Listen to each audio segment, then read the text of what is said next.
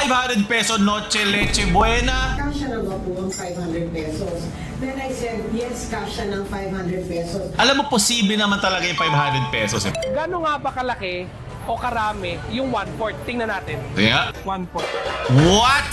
Kamusta yung mga kasanong kapla si James Shepard? Ngayon, pag-usapan muna natin itong kamakailan na sinabi ng Department of Trade and Industry o DTI na kung tutusin, 500 peso makakabili na kayo ng hama, makakagawa ka ng macaroni salad, makakagawa ka rin ng spaghetti. Depende rin po yan kung ilan yung taong kakain.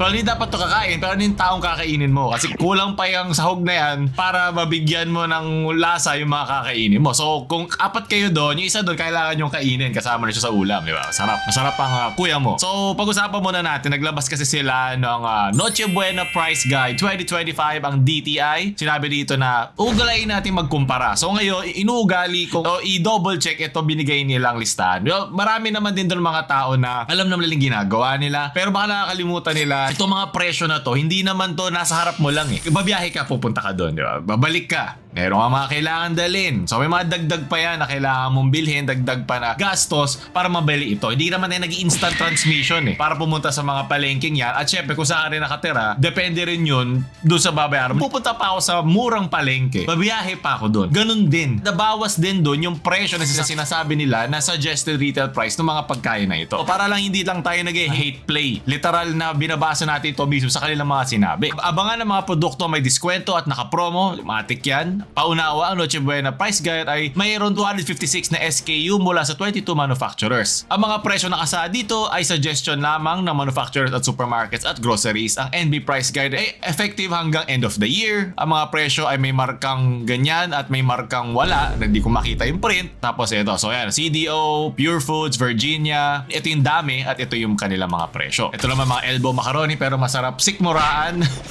Ang nakaisip ng buong presyo na ito. Sana pwede natin ito bilhin diretso sa DTI. Sana meron silang parang shop, online shop na sa kanila. Baka yun ibig sabihin ng DTI. Daing, tilapia, isda. Yun ang mga pwede natin kainin ng Noche Buena. Magkakanda leche buena tayo. Inisip ko anong planeta may mga ganitong presyo eh. Alam ko naman meron naman sila nakukuhanan nito. Pero saan? Kailangan tumutulong din sila doon. Baka sa Planet Namek meron. Kahit daanan ko ang buong Grand Line, hindi ko to makikita. At kung totoo lang ang Konoha, mas uunahin pa nila ang DTI kesa Uchiha Clan pag nalaman nilang ganitong presyo kay mga binibigay. So mamaya panoorin din natin yung pero di mga pumunta sa balita na pinuntahan yung mga palengke na baka nagbebenta ng itong mitolohiya ng mga ganitong klaseng presyo. Tigi isang lunok lang baka isang subo kada isang Noche Buena. Pag deserve mo, nagtrabaho ka, nagpagod ka, nag-aral ka na mabuti, meron kang 2 subo extra para sa'yo lang yun. Mahal na mahal kita.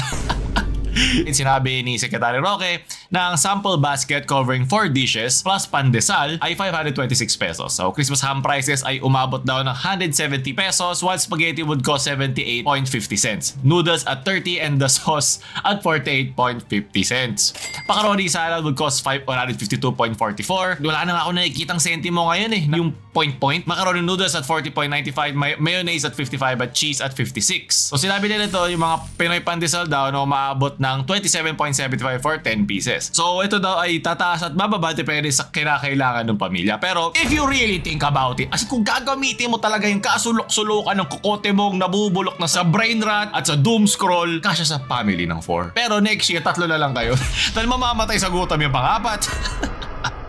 Pero yun nga, ano yun eh, parang iniisip ko kasi dito, mairaos lang. Hindi naman tayo Noche Buena na parang, alam mo yun, papakita mo sa iba o gusto mo mag-invite ng mga tao para makikain o makisalo sa'yo. Kasi pag nakita mo, kabilang bahay, kabilang pamilya, ganito rin pala ang sistema, ganito rin ang itsura. So wala rin pala pinagkaiba. So mangyayari, posible naman talaga. Alam mo yun, pag ginamit mo yung lahat ng chakra mo, ginamit mo lahat ng haki na pwede, ginamit mo energy ball sa buong bansa ng Pilipinas at binato mo sa ulo mo, pwede naman. So ito yung kanila clarification at iba pang masasabi sa kanilang nilabas na price guide. Ang nakakatawa pa nga dito, yung 500 peso kasi, pang title pang headline. Kung talagang susuriin mo, 526 pesos siya. So sobra pa din. So kailangan nila mag-round down para lang umabot doon sa 500. So, pahiga natin. Majority of them have no price increase from last year's 2025. So, and then after that, tinanong sa akin, kasya na ba po ang 500 pesos? Then I said, yes, kasya ng 500 pesos. But it depends on the number of the family members. Kasi usually, our family members Bawas na isa. Itong 500 is Rest in peace. mom, dad, and 2 children. So, My family 4 is 4 picks 1 word. Like, huhulaan ko kung sino dun yung isa kong family yung member. ibang Okay. family members naman po ay mother and let's say daughter or son, or father and then daughter or son. Paano na yung nakikitira sa yung tito, di ba? Yung kapatid ng lolo, yung mga pinagutangan nyo, yung mga pabigat sa bahay, paano na sila? So yun po yung explanation ko dun sa 500 pesos. But the Noche Buena celebration. Well, hindi na to celebration, parang commemoration na lang to eh. hindi siya masaya i-celebrate eh. Di ba parang ano lang, mairaos lang eh. Malagpasan mo lang eh. Will depend on the number of family members or even extended relatives that will be joining the Noche Buena celebration. Gets naman namin na hanggang 4 lang ito binigay niyong 500. Pero for family of 4, yung 250 na yun, masaya ka ba? When I explained, this is for, again, mother and father and 2 children. And then, this guy, we got these prices from the price set by the DTI, which is this Noche Buena price guide list. Ay wow, pag dito pala may color. Kasi nakita ko kanina, ano lang, Xerox na lang eh. Okay. Hindi natin yung mga comments na sinabi nila dito. Calling the attention of Secretary Roque to do a 5... Well, hindi lang siya. Gusto ko yung buong DTI. Kasi hindi lang naman siya nag-isip niyan eh. Dumaan din sa iba't ibang mga tao, experts. Gusto ko buong buwan ng December mag 500 peso Noche Buena challenge. I-post nila lahat. Gusto ko makita yung mga ngiti nila eh. Kung masaya ba sila sa nakakinain nila, diba? Pagkababa nila ng kotse nila, na ito yung kakainin nila sa kanilang bahay. Gusto ko makita yun. Kasi ano yun, ito yung magkakahiwalay ng mga hirap na pinagkakasya na lang yung kanilang pera sa pang-araw-araw versus dun sa mga pang-commemorate lang, yung pang-celebrate lang. So, ito gusto ko makita nga na gawin nila tong challenge na to. Kasi taon-taon na lang may ganito. Meron din yung sa 200 pesos ba yun? Diba? Meron din mga ganun. Pwede bang magpaluto na? Pwede. Diba? At least yan, salo-salo tayo, sabi ni Be. Diba? Gusto ko yan. Noche walang buena. Yung noche, leche na nga lang. Leche walang buena. Jollibee na lang, C1 for 5 people. Pasok pa. Tama, bakit kailangan pa natin ng ham? Meron namang mas mura sa fast food. Okay. Ito naman pala. Alam mo, posible naman talaga yung 500 pesos eh. Pero ito ang kakainin mo. pwede. Diba? Gutom ka pa? Pa-Xerox ka isa pa. Gusto mo na may kulay? Gusto mong 3D printed? Bahala sa'yo. Crispy pata pa. Wala pang suka toyo yan, ha? Sarap! Pagkaluto niyan, laman yan, pwede mo pambili ng 500 pesos na Noche Buena. Diba? Meron ka pa ng pangalawang Noche Buena. Noche Buena mano. Mango Grey. Kasama buto para hanggang next year, hindi kukulo chan mo. Diba? Tinutunaw pa ng kalamnan mo, diba? Sarap. Deconstructed mango floats. Yes. Nalala ko to. Giant rice bowl cake with toast on top. Ayan, diba sabi sa'yo, next year, bawas ka na kailangan pakainin na alagain. Sarap yan. Ulit yan eh. Kaya makaroon. Alam mong malinis ang iyong ulo, di mo na kailangan mag-gym next year, diba? I-clean mo lang yung diet mo. Nakakatulong sa'yo yan. Bakit may Minecraft spaghetti? Hindi yan AI generated. Norsinig ka. Sampalok. Sampalok mix. Ito may panlaban siya, panulak din. At huling panulak mo na yan. Pande ko. Ayan, pwede rin kasi magkaka-anxiety ka at malulungkot ka sa mga nakikita mong presyuhan. Isip malala kung paano pagkakasyahin. Ligo sardines ako. Huwag ko papakita kay boss set to. Mabubueset ka talaga. May ganito rin ako papakintab ng muka para maging moisturize ka. Kasi madidehydrate ka na pag tinry mong bilangin ang iyong mga bilihin, ang iyong mga gastusin. Masarap talaga. Kasi yung isa talagang family member niyo yung masarap dyan. Yun na lang gagamitin natin ulam. Kaya turon yan. Magkukompute ako kung bibili ako ng 1 kilo na ham na mumurahin, hindi yung may brand. Pwede. Ham lang. Wala po si spaghetti. Depende kasi. Depende yan. Ang sabi nila kasi gagamitin mo yung ham doon sa spaghetti. Kumbaga iisa lang yung sahog nila lahat eh. Yun yung nakakalungkot eh. Kung anong bibilin mo. Ano ba ang balak mo? Gusto ko sumaya. Balak ko sumaya. Bibili naman na nakapack na yung pang chop suey. Mura lang yun.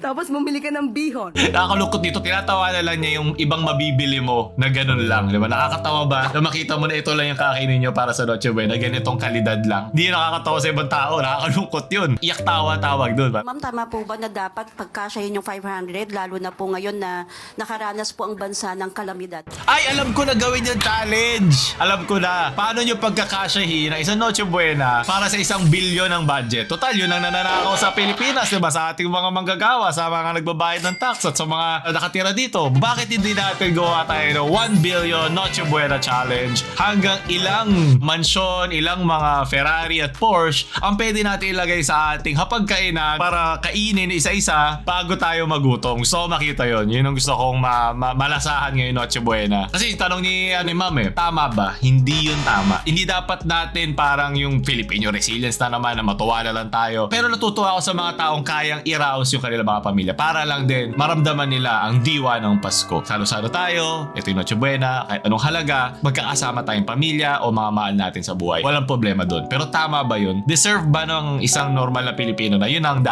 pagdaanan taon-taon? So, marinig yung sagot dito. Ulit-ulit kung dapat pagkasyahin. Hindi, tama ba? Tama ba? Kasi open-ended naman siya. Lalo na nakaranas sa mga... At ito ba yung kwentuhan na lang tayo?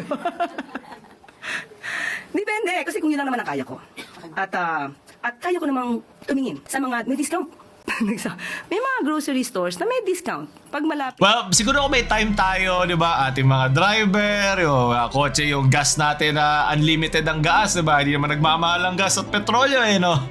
Pwede, wala dito sa SM. Dito tayo sa kabila. Bukas tayo ng wifi, bukas tayo ng internet, tingnan natin sa mga kahanap ng mas mura. Madali sabihin yan, Pero sa mga taong walang ganong klaseng resources, walang ganong panahon, alam mo, 9 to 5 job, tapos ang biyahe mo, 2-3 oras. Baka may panahon ka pa mag-check, triple check kung paano mag-cross-examine at mag-compare na may iba't ibang mga presyo ng bilihin. Madali yan. Let's say, 3 months na dapat mabenta na ito lahat. Depende po yan si diskarte. But still, sabi ko, hindi po ako sasagot in behalf of DTI dahil magkakaroon po sila ng kanilang press briefing. So yun nakita natin kanina. So at least ito makikita natin yung diferensya. Hindi naman siya dapat sumagot talaga din yung DTI kasi sila naglabas ng ganong klaseng pricing. Para sa akin, may katotohanan naman yung kanilang sinabi. Pero every time sinasabi nila, baka nakakalimutan nila yung mga outside pang-influences ng pagbili ng At yun yung sinabi ko kanina, yung paglabas, ano yung kailangan mong bayaran para umabot doon, para ma-optimize at makita mo yung mga tamang discounts at promos. Diba? Sino may panahon doon pag ikaw ay lagapak sa trabaho? Siguro yung mga middle class at pataas kayang-kaya yan. Pero itandaan natin, kawawa naman din yung mga nasa ilalim, yung mga nasa lower class, yung mga pagod na rin,